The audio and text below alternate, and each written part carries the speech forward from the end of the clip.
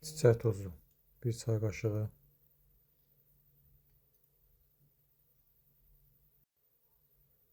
1 çay qaşığı da bal.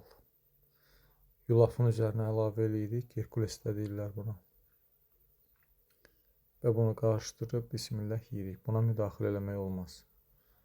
Bunun yanında yumurta olmaz. Nə bilim, bunun yanında çay olmaz.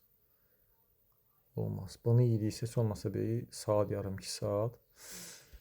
İnşallah buraxmalıyıq ki, bunun həzmi tamamlansın.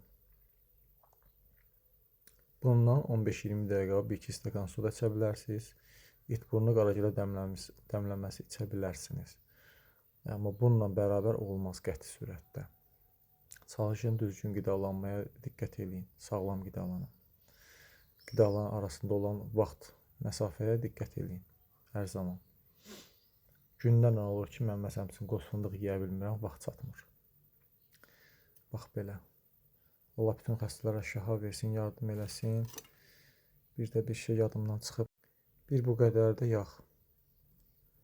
Təbii ki, bu da Zaqatala'dan gəlmiş nehrə yağıdır. Bu yağı yeyəndə mənim uşaqlığım yadıma düşür. Bilirsən ki, yağ yeyirsən. Demək, yağ da var bizdə, problem yoxdur. İndi ara sıra gətiririk, yağ olur. Nehrə yağı. Çiçək tozu da var, problem yoxdur. Güləm də var. Kim istəsə problem yoxdur. Bütün rayonlara, bölgələrə, metrolara çatdırılma var. Kim istəsə, buradan aşağıdan yoldaşımın səhifəsini sabitləyəcəm, mənim vaxtım yoxdur, məndən inciməyin. Gülü roman yazarsınız, problem yoxdur, göndərər. Utindidir, peyğəmbər çiçəyidir, yaşıl çaydır, zəfərandır. Yenə deyirəm, təmiz baldır, meşə balı mən çox istifadə edirəm, yaxşı qan artırır. Yaxşı şor var, o da oradan gəlib, Zaqataladan.